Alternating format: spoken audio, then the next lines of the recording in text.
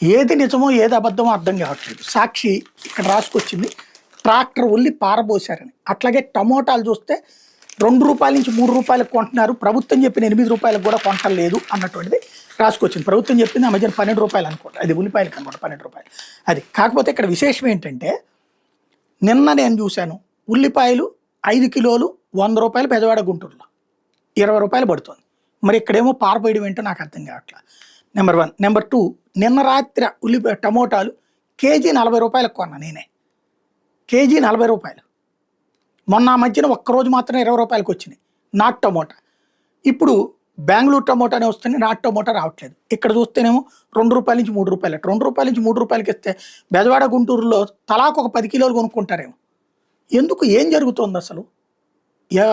రైతుల దగ్గర లోపమా, ప్రభుత్వం దగ్గర లోపమా, ప్రజల దగ్గర లోపమా, మీడియా దగ్గర లోపమా తేలాల్సి ఉంది.